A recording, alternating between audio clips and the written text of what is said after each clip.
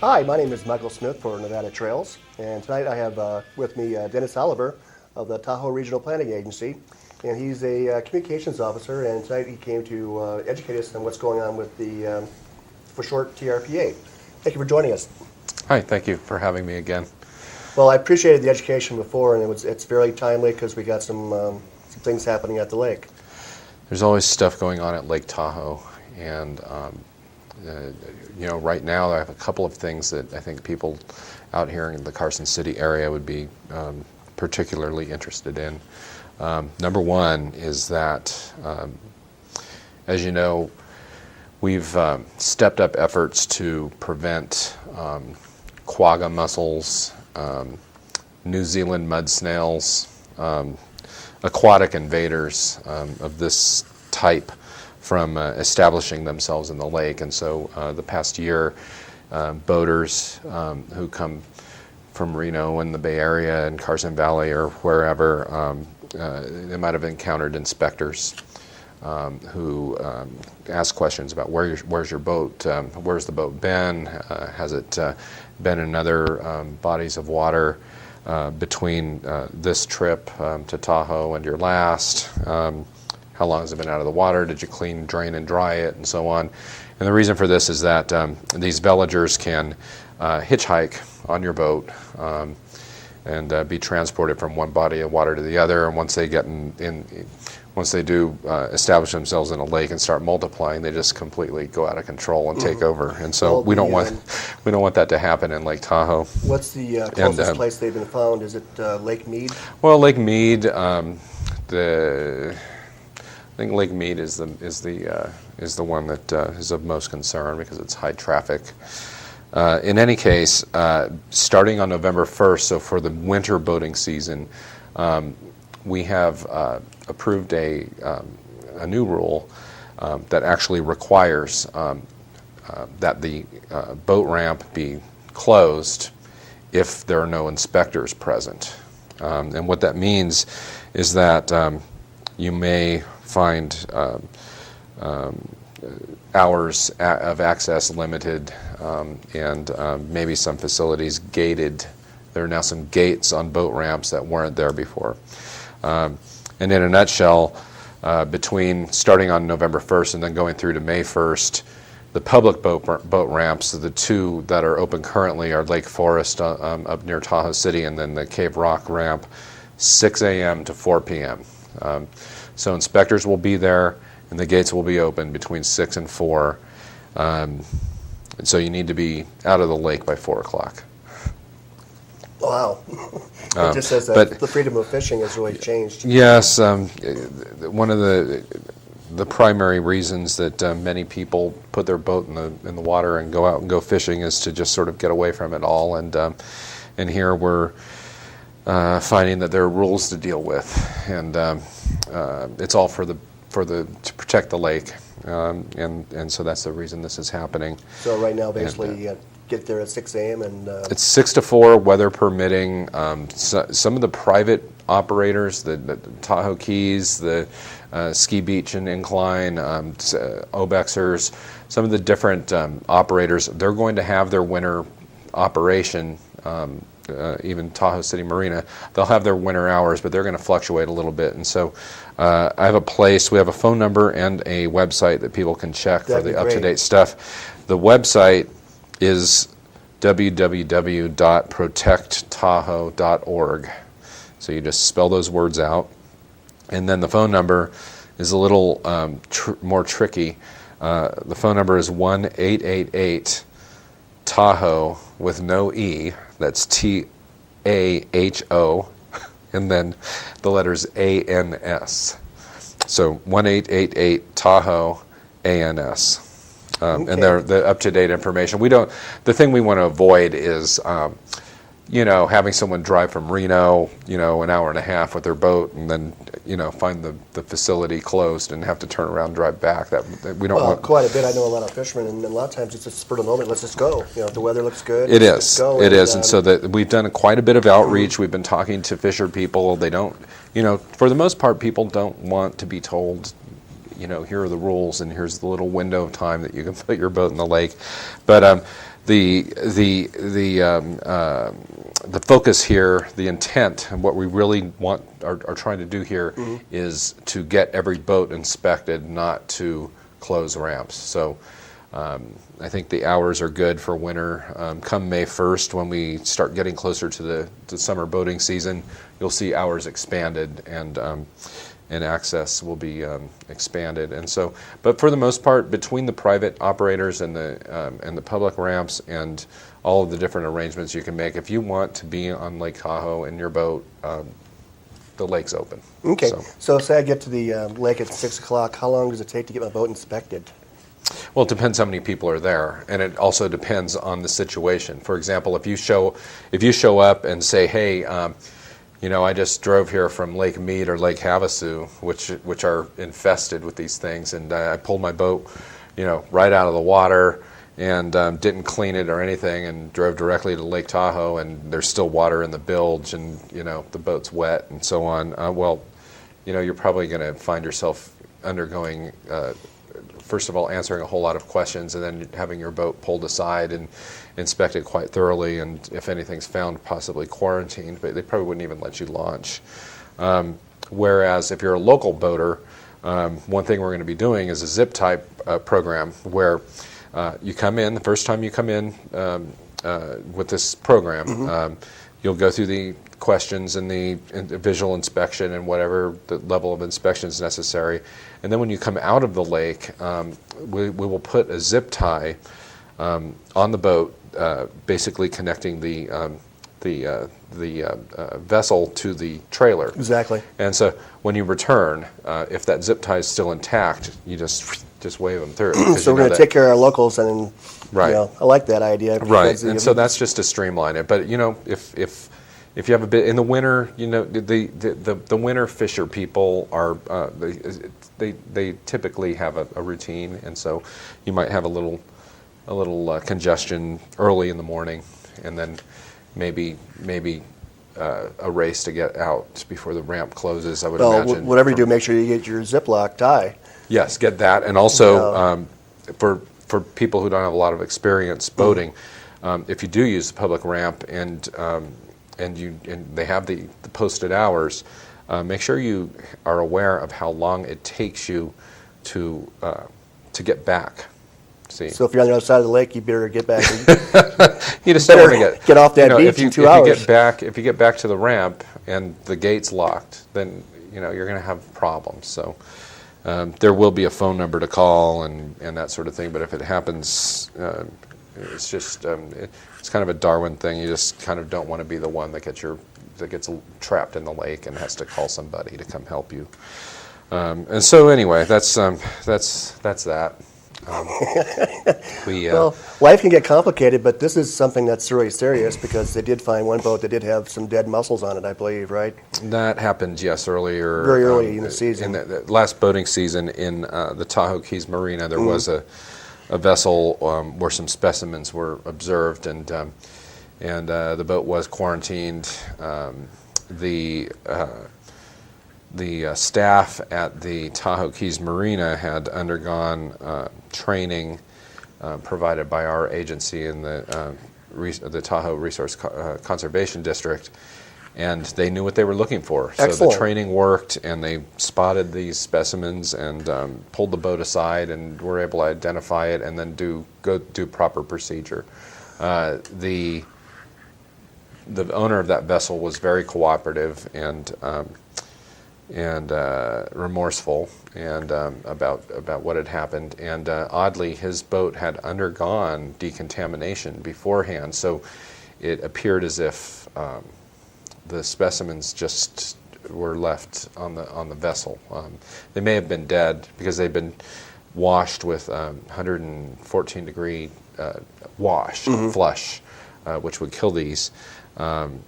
But the shells were there. So if you see something like that, it's just going to raise they're going to go through the procedures. So. Well, that's going to scare the heck out of anybody, because if it gets in the lake, we're going to lose a lot of money. Well, it's not quite that simple. The lake's ambient or background calcium levels are quite low naturally.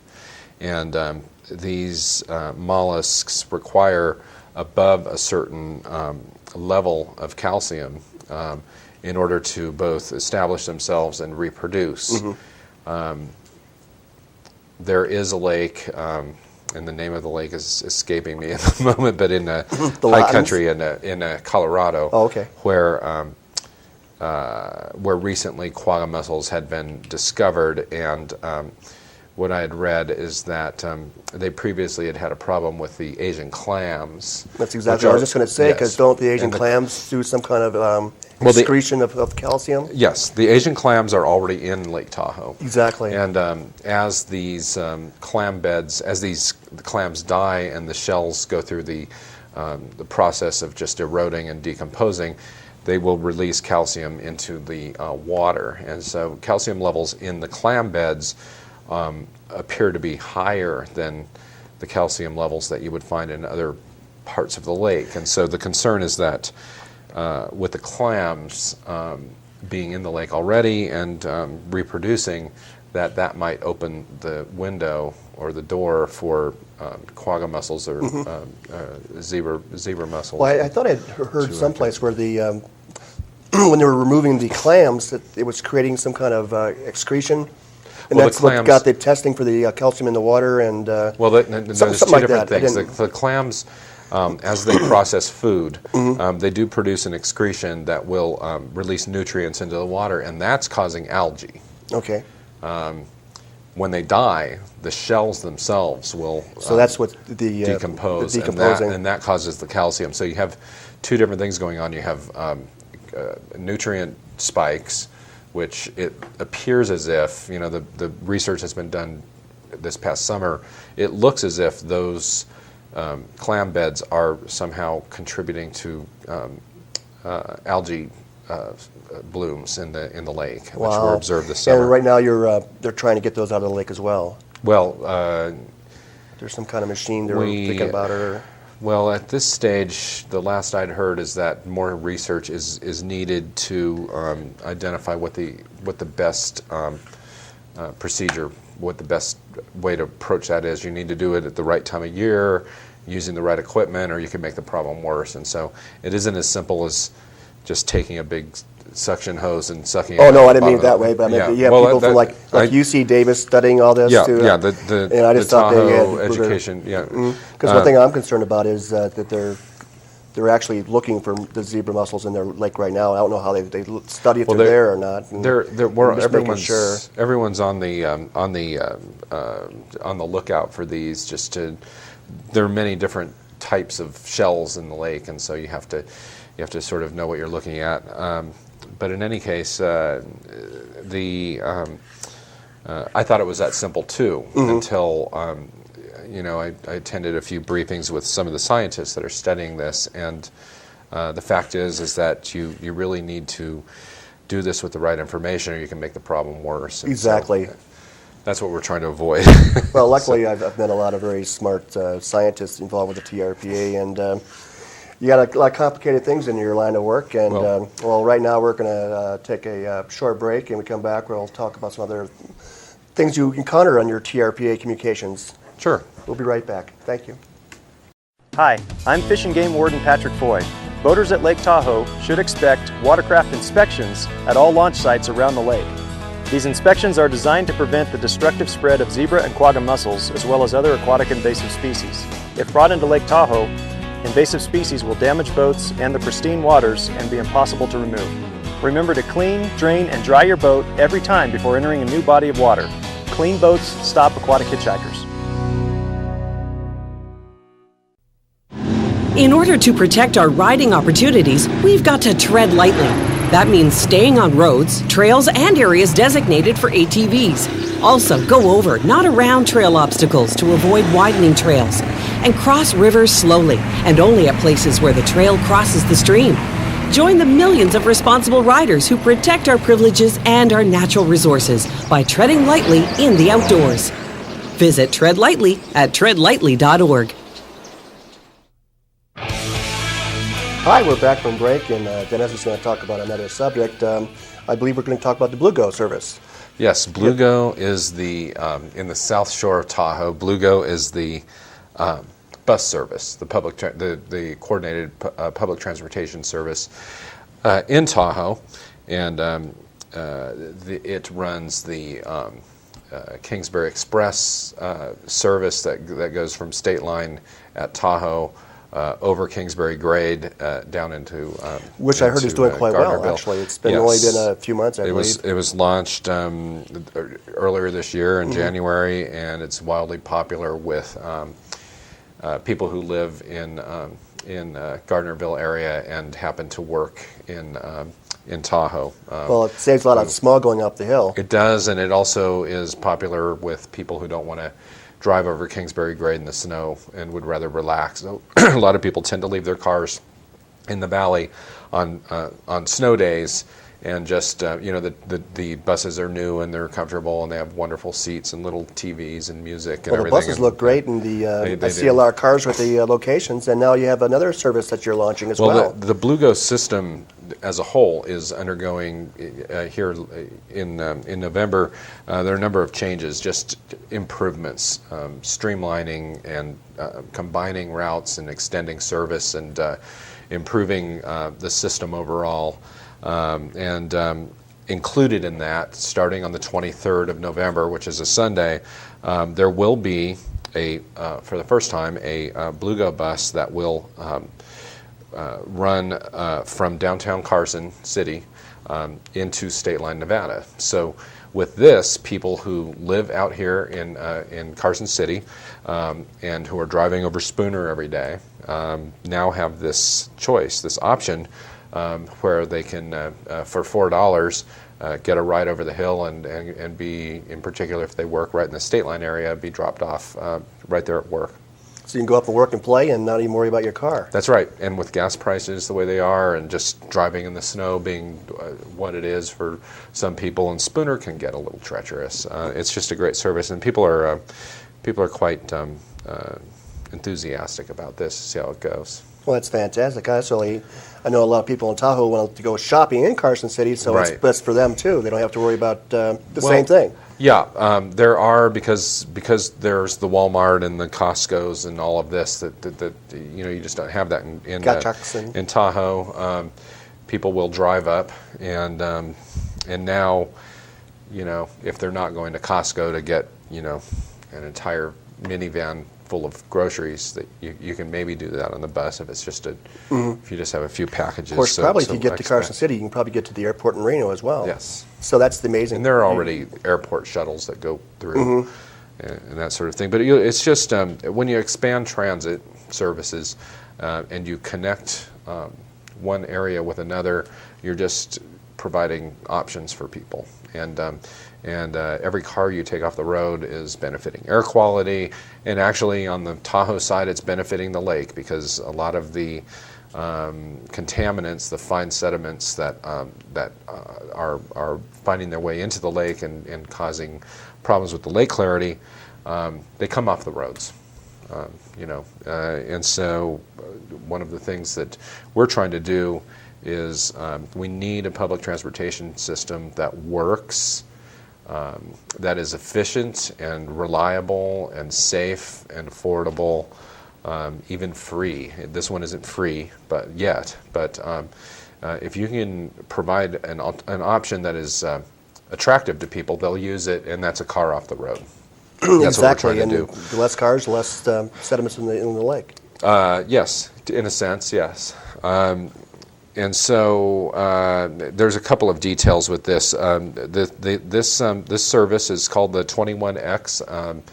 I hear that there's some talk of naming this thing the Spooner Express, but I don't know if it has an official name yet. Well, it has an X But in it, so 21X. The route is 21X, so that's okay. X means express, I guess. And it will run once an hour, 7 days a week, beginning at 5:35 in the morning and extending in the morning hours to 9:45, and then it picks up again at 3:30 to 6:45. And the fare is $4, That's which pretty is reasonable. pretty reasonable for that for that extent, for that distance. What else can I tell you? On the 23rd, because as I say, the whole Blue Ghost system is really being overhauled. We're combining services. We're taking measures to just make it more efficient and easier to use for people. Fares are changing, and routes are changing.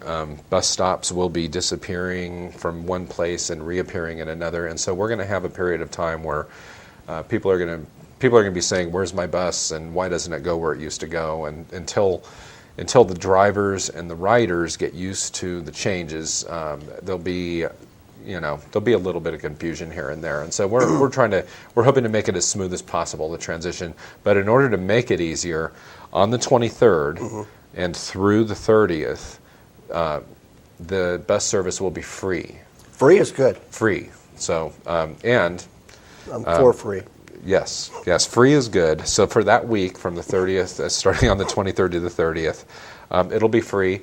And one other caveat is that since we're entering the holiday season, we're going to have collection bins on the buses of non-perishable food items. Excellent. And so if you get on the bus during the week that it's free, and you bring a can of food or some kind of food item for a needy family, you will get, in return for the food item, a pass that's good the following week.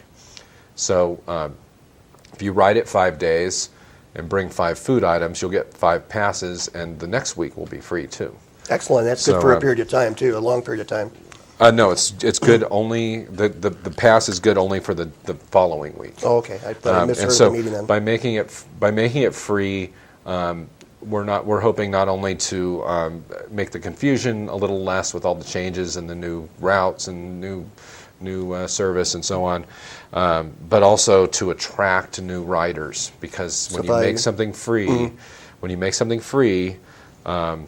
people think, hey, maybe I'll try that. And if they try the bus and they like it, and they say, hey, this isn't so bad, then you may gain yourself a customer for good. So we're hoping to have full buses. So if I bring a trying out box of transit. macaroni and cheese each day, then I get a free pass, and I get I'll save some money the following week. That's right. I like that. But the free passes are good only the following week. The Yeah, first well, week I of know November, the food banks right now December, I mean. are running out of food, so it's a major thing to Yes. do, and I think that's real smart to Yes, and we will get people to try that. We will, with all of the collected goods, we're going to divide those between food giveaways out in the Tahoe Valley, and also the Carson City food that you gave me the information. The on. Carson Valley as well. Yes. Well, I think it's fantastic to whoever's doing this has some brilliant ideas, and I've met the board, and they're really working together. I'm real happy with the way they're thinking together. They're excited because Blue Go. A lot of people don't realize this, but the history of Blue Go is that when the Tahoe state line area was developed, with the ski resorts and the casinos bringing a lot of people in, the gaming properties and Heavenly Resort in particular, and the ski on the mountain, they got together, and as mitigation for the number of people they were bringing into the basin, they set this transit system up, and then the counties of El Dorado and Douglas County joined in, and they really were just let's get some buses and put some drivers on them and run them up and down 50, and it sort of evolved into a transit system that has grown over 7 years or so, and they've never really had management and oversight. It kind of just got put together, and I'm not to criticize it at all. But it grew to the size. It grew to the point where now it's necessary to look at it and say, let's take this thing we have and analyze how efficiently it's working, and fix it. And if you can make it as efficient as you can, just working with the resources you have, eliminate duplication where you can, and extend service to places where it doesn't exist now, and so on, and then build from there. You'd have a heck of a public transportation system. Well, so there really is an effort to not to only fix that, it but and the improve cost it. of survival right now makes the transit system very exciting. Yeah. I know a lot of people had to use it just for survival before, but now a lot of other people are thinking, let's give this a try. Yeah. And I'm in one of that group myself. I'm thinking, well, I was morally worried about the freedom of losing my car, but now I'm Right. thinking, well, if I could save $20 for, like, say, a free pass to from Carson City up here, and then save $20 the following week for, why not? Yeah. And that just probably is a lot more with what I spend on my gas. With gasoline, getting to the levels, the prices getting to the levels that they did this summer. I realize they're coming down now. And just energy in general, climbing and the economy the way it is, and people thinking about how they live and how they consume, and how much they own, and so on, and just their habits in general and their lifestyle. I just have a feeling that transit and just these more conservation-minded habits and ways of living are going to catch on. And so, Well, exactly, and people in Tahoe can think about working and living and in Carson City, then coming back home, and then as well as people in Gardnerville can do the Kingsbury grade up to Tahoe as well, and then people just go up there and have fun. Don't have to worry about parking the car all the time. I and they always do. used to hate moving my car around. You hear a big list of excuses when people. I mean, I very seldom use public transportation myself, and it's always the. I have several stops to make. I need to pick up my dry cleaning. I've got to go grocery shopping. I've got to do 5 things on my way home from work, and I don't know how late I'm going to be, and so on. And so you can put a big list of excuses together as to why you can't be on the bus. Did we give out the Bluego number on the website? You know what? We haven't done that. Let's see. The Bluego website is easy. It's www.bluego.org. And the phone number for information is area code 530-541-7149. That's how to get on the bus, get the service, and get the free ride coming up on the 23rd. And I think transit and just the way you get around and the way you conserve energy and basically lifestyles in terms of how conservation minded you are. I think that's kind of evolving. Well, what scared me when I lived in Tahoe was how the snow turned black in the winter. You just think, well, that's got to go in the lake. Well, it does. We because we want to drive. The buses have got to have the roads clear too. But we take these highways and we put a bunch of sand and salt and all kinds of stuff on them, and where do you think that stuff goes when everything melts? It goes right into the lake. All I know is that in the last year or so, the people I know that took the bus many years ago and now are back taking the bus are very, very happy. Yeah. The progress is getting dramatic, and I've met the board, and the board seems to be in sync together. I think that's very important. They are, and they're focused and you on. seem to be excited about it too. That's a good thing. Well, the important thing about all of this is that it.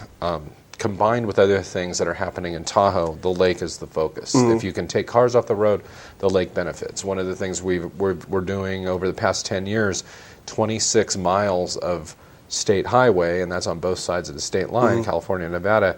They've taken those miles of highway and outfitted them with advanced water treatment, so that when this stuff does melt, because we're not going to rip the highways out. That's not going to happen. No. But what we can do is install water treatment systems, huge vaults underground, where this stuff will come through, and as it melts, it will be filtered. In the meantime, before use it gets mass to the lake, transit to and get so- people off the roads. Yeah. Well, I'm sorry we're out of time.